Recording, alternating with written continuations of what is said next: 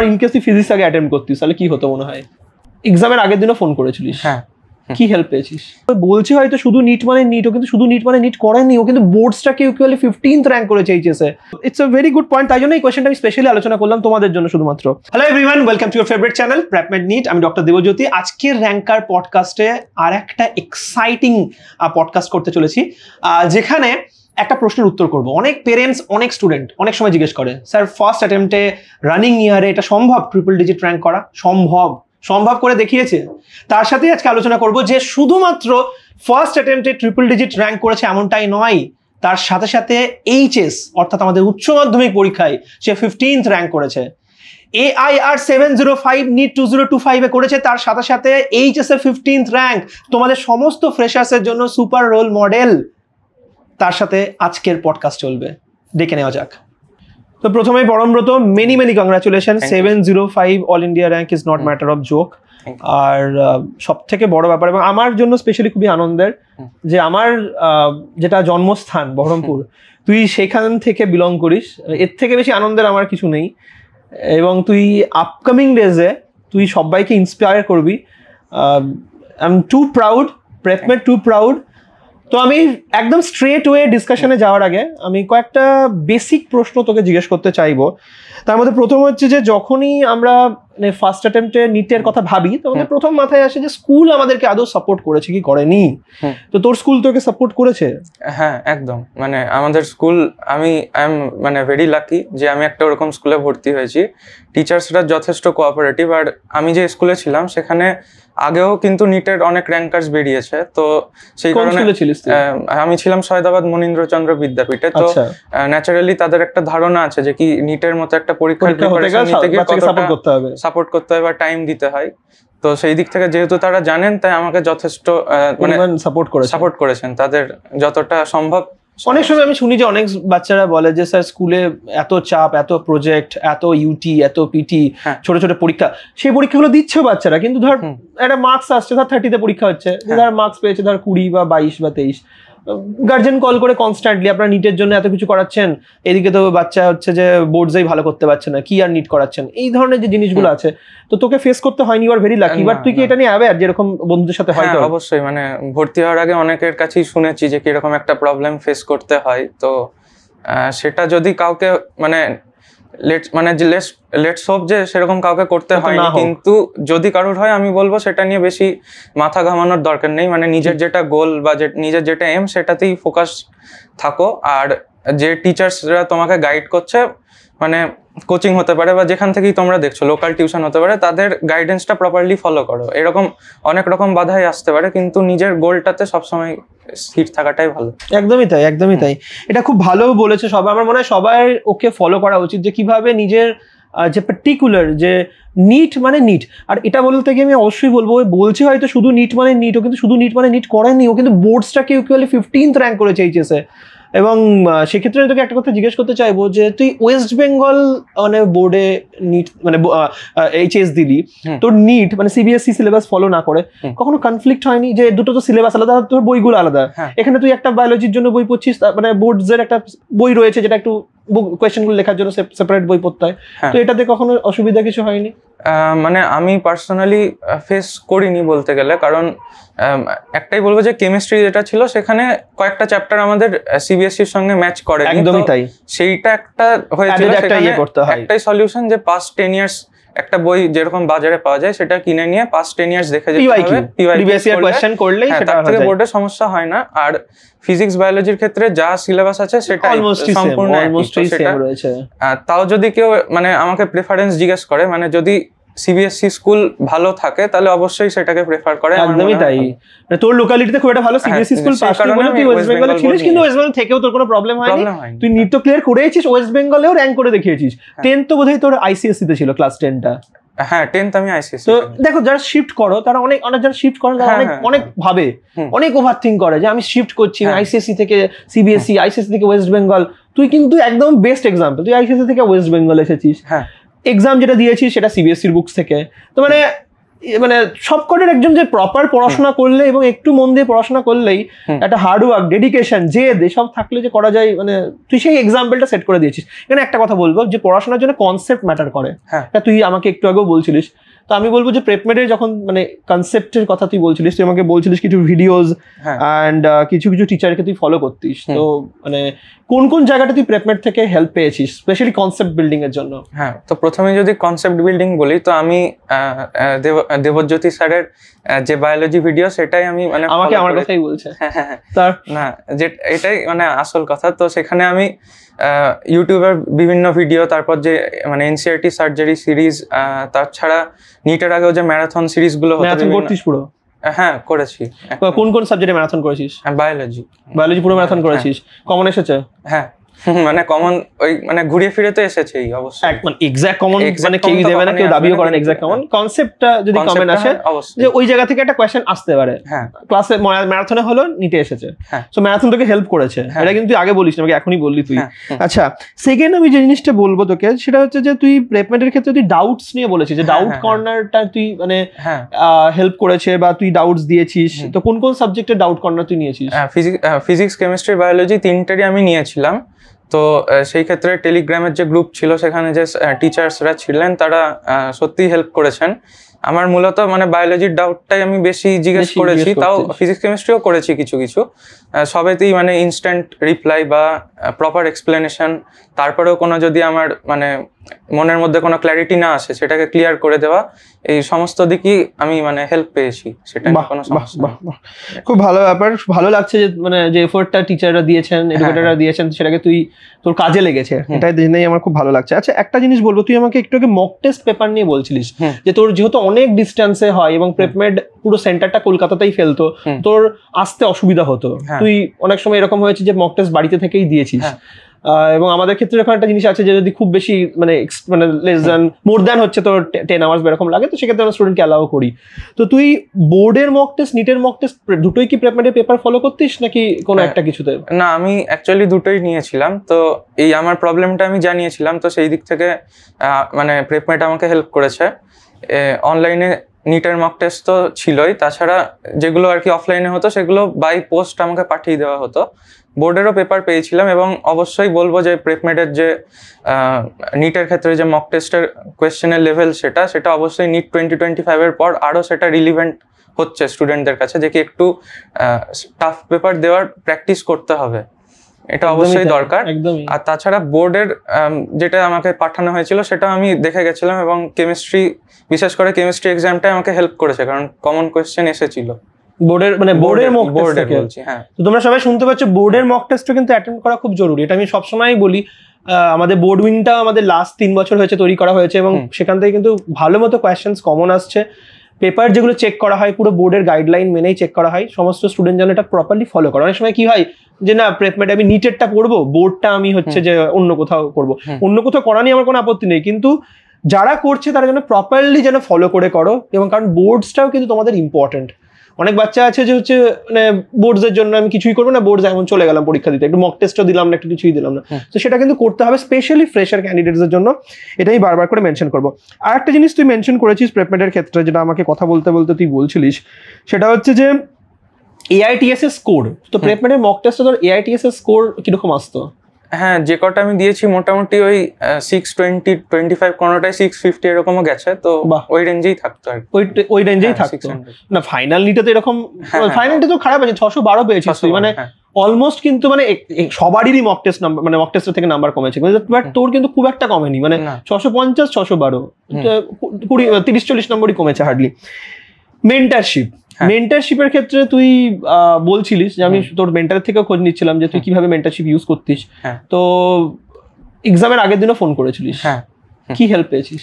হ্যাঁ, এটাই যেটা যে একটা সব থেকে বেশি ইম্পর্টেন্ট, যেটা আমি যা পড়ে গেলাম তার থেকে একটা এক্সপিরিয়েন্স যার আছে তার কাছ থেকে ওই এক্সিকিউশন কি করে করতে হবে সেটা জেনে নেওয়া কিন্তু খুব দরকার। নাহলে যেটা পড়ছি সেটা যদি আমি পরীক্ষার হলে গিয়ে না করতে পারি তাহলে ওই পড়াটার কোনো হল বলতে গিয়ে আমার মনে পড়লো যে আমি একটু ইন্টারাপ্টই করালাম, কোন সিকোয়েন্সে তুই অ্যাটেম্প্ট করেছিস? আমি সবসময় বায়োলজি, কেমিস্ট্রি, ফিজিক্স এই সিকোয়েন্সই করে। নিজের মানে এটা কি নিজের আইডিয়া ছিল না মেন্টারস না কিছু? না, আমি অ্যাকচুয়ালি 11 থেকেই যে মক টেস্ট দিয়েছি যেখানেই যত, আমি এই সিকোয়েন্সটাই ফলো করেছি। আমি মাঝে মাঝে এক্সপেরিমেন্ট করেছিলাম physics chemistry biology, physics biology chemistry, কিন্তু এটাতেই বেশি আমার দেখেছি টাইম যে মানে ওভারঅল এই স্ট্র্যাটেজিটাই তো দেখেছিস যে ভালো নাম্বার আসছে, তুই অনেকবার টাইম মানে চেঞ্জ করে করে ভেরিয়েশন করে করে দেখেছিস, তুই বারবারই দেখেছিস যে সব বেটার স্কোর আসছে হচ্ছে যে যখন তুই হচ্ছে বায়োলজি, কেমিস্ট্রি আর ফিজিক্স করছিস।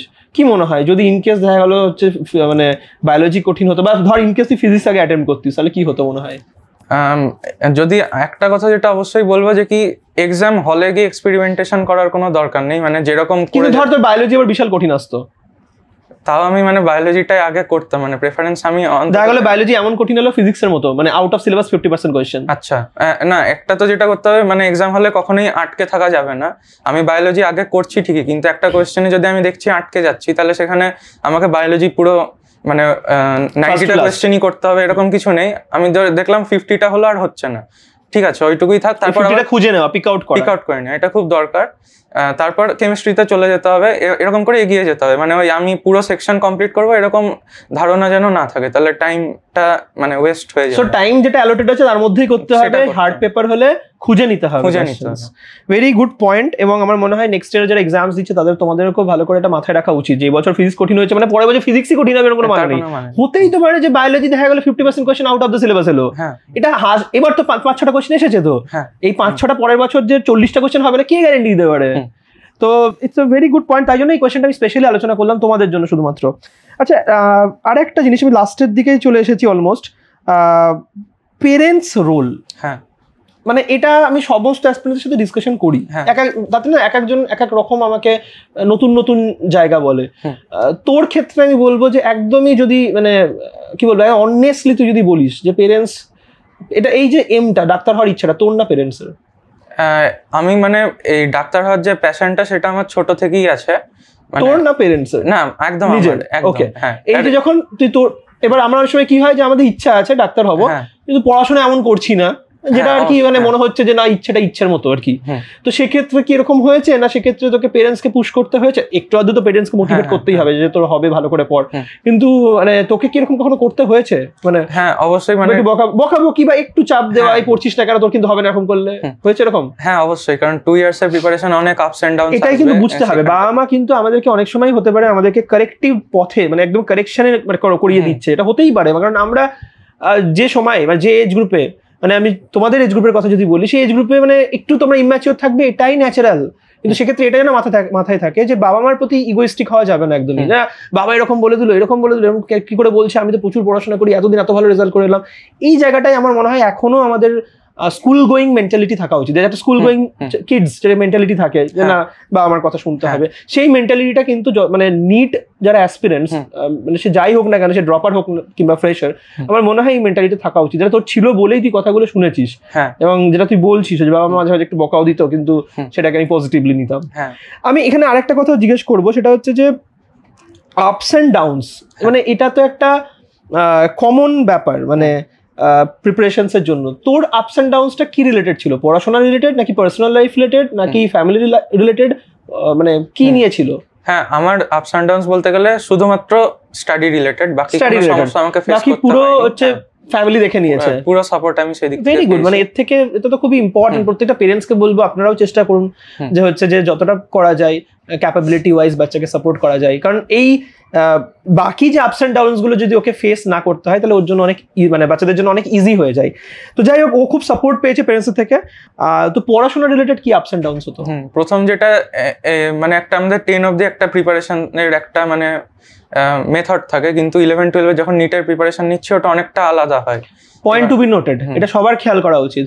10 অবধি পড়াশোনার ধরন একটা, 11-12 কমপ্লিটলি ডিফারেন্ট আলাদা। 10 অবধি মাল্টিপল টিচার, একটা সাবজেক্টে 5টা করে টিচার, বাড়িতে পড়ার কোনো টাইম নেই, টিচারের কাছে শুনে শুনে শুনে শুনে সব মনে থেকে গেল। আমরাই করেছি, তো তোরা তো ডেফিনেটলি করেছিস তাহলে। কিন্তু 11-12 যে সেলফ স্টাডির যে গুরুত্বটা রয়েছে এবং যে তুই বলছিস যে আপস অ্যান্ড ডাউনস রিকভার করেছিস, ওই জায়গাটা আমি একটু জানতে চাইবো তোর থেকে যে কিভাবে কি কি আপস অ্যান্ড ডাউনস হয়েছে, আদৌ কি তোর সেলফ স্টাডি তোকে হেল্প করেছে? মানে আমি বললাম বলে ইনফ্লুয়েন্সার কোনো দরকার নেই। অ্যাবসলিউটলি, মানে আমি বলছি মানে সেলফ স্টাডি কিন্তু মানে খুবই দরকার। সেটা মানে ম্যাক্সিমাম টাইম সেলফ স্টাডিকে দিতে হবে, মানে যদি আমাকে ভালো র্যাঙ্ক করতে হয়। মানে টিচার্সরা সমস্ত দিক থেকে হেল্প করবে, টিচার্সরা মেটেরিয়ালস যা দেওয়ার, যা রিসোর্স আছে সে সমস্ত কিছু প্রোভাইড করবে, কিন্তু আলটিমেটলি সেটা ধরে রেখে পরীক্ষার খাতায় গিয়ে করে আসার সেটা completely up to the students. তো সেটা আমার মনে হয় ওই হ্যাবিটটা সেলফ স্টাডি যদি করি সেটাই আমাদেরকে বিল্ড আপ করতে সাহায্য করবে। আমিও চাইলাম এই জন্যই পডকাস্টে আমি এই পার্টটা নিয়ে বেশি করে কথা বলতে চাইছি, যে কি আমরা পড়িয়েছি, কি কোয়েশ্চেন্স দিয়েছি, কটা কমন এসেছে, এটা তো সব পডকাস্টে আলোচনা হয়, কিন্তু সেলফ স্টাডি যেটা একটা বাচ্চার মানে র্যাঙ্কের মানে রিজন, ইম্পর্টেন্ট রিজন, আমার মনে হয় সেটাকেও হাইলাইট করা ইকুয়ালি দরকার ছিল। তো আমি সেটাই চেষ্টা করলাম হাইলাইট করার। আচ্ছা, আর একটা লাস্ট আমি তোকে জিজ্ঞেস করবো, একদম লাস্ট কোয়েশ্চেন আমার পডকাস্টের, সেটা হচ্ছে যে যদি তোকে বলি যে 3টে এমন টিপস বলতে যেটার না ফলো করলে তুইও র্যাঙ্ক করতিস না।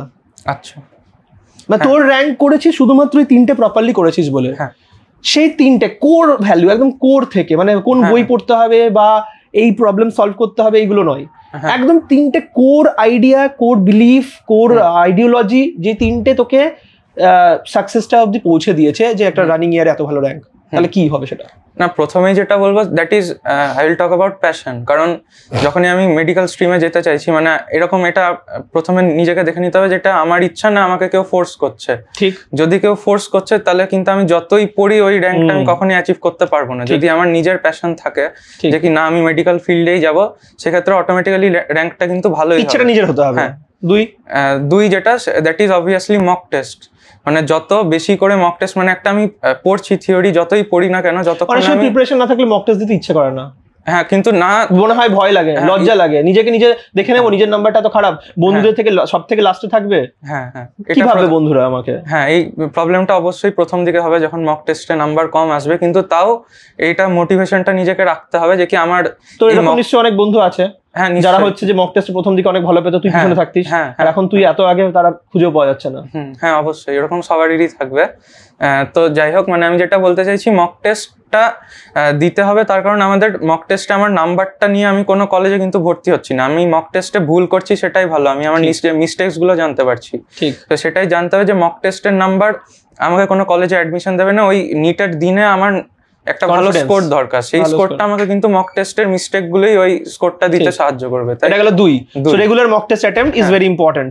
সেটা প্রিপারেশন থাকুক বা প্রিপারেশন না থাকুক, অ্যাট লিস্ট কোয়েশ্চেন গুলো তো দেখতে পাচ্ছি। হ্যাঁ, আর থার্ড যদি আমাকে বলতে বলা হয়, তাহলে থার্ড আমি বলবো যে কি মিস্টেক অ্যানালিসিস।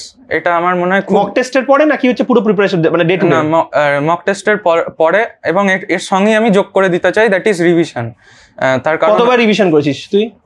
মানে আমি যদি বায়োলজির কথা বলি তাহলে এনসিইআরটি আমি মোটামুটি 15-16 বার পড়েছি। এনসিইআরটি 15-16 বার রিভিশন করেছিস। আর ফিজিক্স কেমিস্ট্রি? ফিজিক্সে আমার একটা যেটা ল্যাক হয়ে গেছিল, আমি মানে যেহেতু পডকাস্টে আমি জেনুইনলি বলছি, যেটা হচ্ছে এনসিইআরটি আমি ফিজিক্সের থিওরিটিক্যাল যে পোরশনটা, এটা আমি প্রথম দিকে অতটা মানে গুরুত্ব দিইনি। এনসিইআরটি তো কি হবে, এনসিইআরটি এটাই আর কি, এটা কিন্তু কখনোই করা উচিত না। এটা আমি আমার মিস্টেক থেকেই সবাইকে বলছি।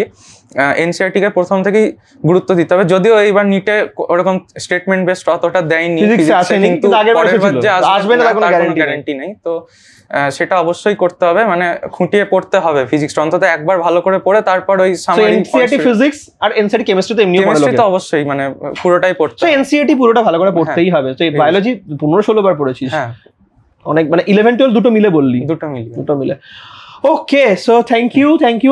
আর একবার মানে কংগ্রাচুলেশন তোকে, কংগ্রাচুলেশন বাড়ির সবাইকে, পুরো প্রেপমেটকে, এই জন্যই যে হচ্ছে একজন স্টুডেন্ট সে যখন র্যাঙ্ক করে তখন সব থেকে যেটা ইম্পর্টেন্ট সেটা হচ্ছে যে শিক্ষাটা তাকে দেওয়া হয়, যেগুলো তাকে শেখানো হয়, তার মানে সেগুলোকে সেই স্টুডেন্টটা নিতে পেরেছে, যেটা সব থেকে ইম্পর্টেন্ট।